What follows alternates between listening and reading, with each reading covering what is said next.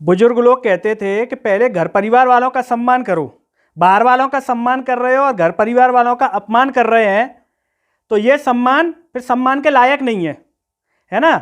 मध्य प्रदेश में प्रवासी भारतीय सम्मेलन करने जा रहे हैं, लेकिन मध्य प्रदेश के ही स्वास्थ्य कर्मी सड़कों पर बैठे हुए हैं। इसकी सरकार को चिंता नहीं है। सम्मान करेंगे हम, बाहर से जो लोग आ रहे हैं उन पर पूरा फोकस है। ये बेचारे इतने दिनों से सर्दी में बैठे हुए हैं, संविदा स्वास्थ्य कर्मी हैं, बेरोजगार हैं, रोजगार के लिए रो रहे हैं, बार बार गुहार लगा रहे हैं। एमपीपीएससी की परीक्षा 2019 से यूँ लटकी है, हवा में यूँ लटकी हुई है। और अगर प्रवासी भारतीय जो आएंगे वहाँ से अगर थोड़ा भी वो सड़कों से निकल जाए, देखेंगे तो क्या असर पड़ेगा। इससे मध्य प्रदेश की छवि सुधरेगी क्या?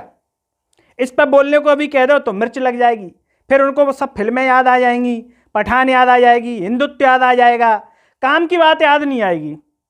संविदा स्वास्थ्य कर्मी इतने दिनों से सड़कों पर हैं, है ना।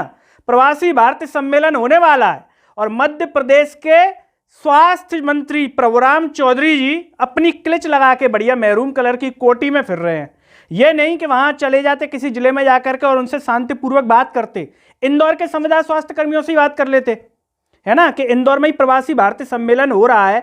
अगर वहां से प्रवासी भारतीय गुजरेंगे और देखेंगे कि ये भाई साहब क्यों बैठे हुए हैं, ये बहू बेटियां क्यों बैठी हुई हैं सड़कों पर, अब पूछेंगे तो क्या छवि होगी। और मध्य प्रदेश के मुख्यमंत्री शिवराज सिंह चौहान क्या कहेंगे उसमें, है कि सुंदरता बढ़ा रहे हैं, ये सौंदर्यीकरण बढ़ा रहे हैं इंदौर का यहाँ पर बैठे हुए, या अपनी मांगों के लिए यहाँ पर बैठे हुए हैं। तो पूछेंगे नहीं प्रवासी भारतीय कि इनकी मांगों को आप पूरा क्यों नहीं कर रहे। तो कोरोना योद्धा है, इनने तो युद्ध लड़ा था, सबकी जान बचाई थी, उनका सम्मान नहीं कर रहे हैं। ताली थाली बजवाई थी प्रधानमंत्री नरेंद्र मोदी जी ने इनके लिए, ये सड़कों पर क्यों बैठे हैं, गोदी में छोटे छोटे बच्चे लेके बैठी हैं बहू बेटियां। शर्म नाम की चीज नहीं है। अगर शर्म नाम की चीज होती, इस देश के नेताओं में संवेदनशीलता होती, तो अब तक इनकी मांगों को पूरा कर चुके होते। झूठे आश्वासन नहीं देते, इनको सर्टिफिकेट दिए हैं, है ना, कि आपने बहुत बढ़िया काम किया, इस सर्टिफिकेट ले जाओ।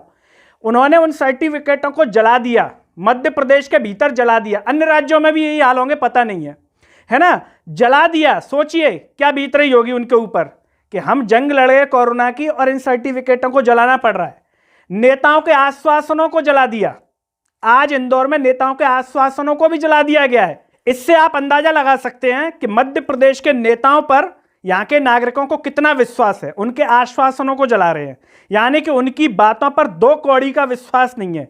ये नेताओं की क्या वैल्यू है, मतलब 2 कौड़ी का विश्वास नहीं है, 2 कौड़ी की उनकी बातों पर हो, इसीलिए उनके आश्वासनों को जला दिया। रंग रोगन के कार्यक्रम चल रहे हैं पूरे इंदौर में, बढ़िया फूल पौधे पेड़ लगाए जा रहे हैं, है ना, पीले रंग से सफेद रंग से पोत रही है सरकार। अब इस पोतने में कितना खर्चा हो रहा है, क्या हो रहा है, वो वही जाने, वो बाद में जब रिपोर्टिंग होंगी, स्टिंग ऑपरेशन होंगे, तब पता चलेगा अगर कुछ घपला हुआ होगा इस रंग रोगन में। जैसे अभी बीच में खबरें देखी, महाकाल लोक बनाए, महाकाल लोक का घोटाला सामने आया, उस पर आरोप लगे हैं, कलेक्टर साहब के नाम है ना। अब उनका क्या होगा पता नहीं, जबकि प्रधानमंत्री नरेंद्र मोदी जी, मुख्यमंत्री जी उसमें शामिल हुए और जो आईएएस अधिकारी तक पर आरोप लगे हैं।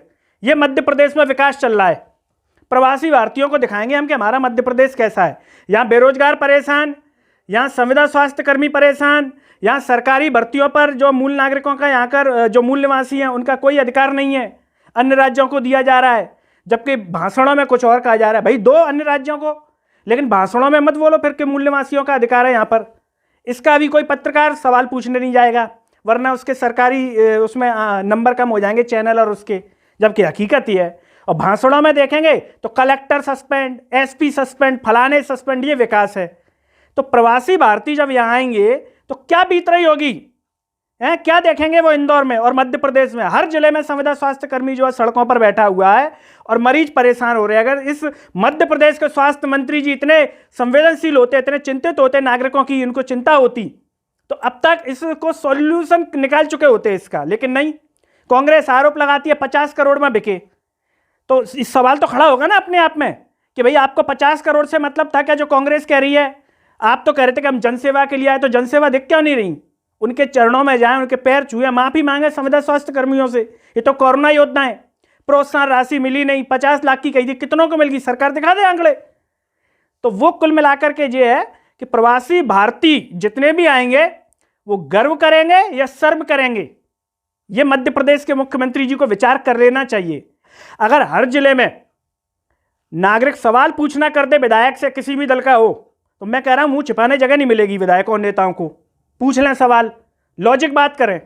ये नहीं कि ये हिंदू परेशान, फलाने परेशान। अरे परेशान है तो हिंदुत्व की सरकार होने के बाद भी अगर इतने परेशान है तो ये सोचने वाली बात है कि क्यों परेशान है, कौन परेशान कर रहा है। इससे अच्छी तो फिर पूर्व सरकारें थी जिनमें परेशान नहीं थे, बढ़िया सब जी रहे थे। इससे अच्छा तो भ्रष्टाचार था। अगर ईमानदारी की सरकार में नागरिक इतना परेशान है तो भ्रष्टाचार अच्छा है। मोदी जी खुद कहते थे ना, मोदी जी, कि महंगाई वहां होती है जहां भ्रष्टाचार होता है, तो महंगाई तो अब है। तो क्यों ना कहा जाए कि मोदी सरकार भ्रष्टाचार सरकार। सवाल जायज है, सवाल पूछना ही काम है। नागरिकों को भी वोट देना केवल जिन्हीं के वोट डाले है, बटन दबाया है, नीली स्याही के संग फोटो लगा दिया, हो गया काम। उसके बाद वो खुद परेशान होते हैं। तो सवाल पूछने में कोई बुराई नहीं है, कोई इससे राष्ट्रद्रोही नहीं हो जाता। जिस दिन ये आदमी समझ लेगा ना, जिस दिन समझ लेगा, उस दिन झोला उठा के हर किसी को चलना पड़ेगा, चाहे वो किसी भी दल का बना रहे। ये इस हकीकत है बिल्कुल।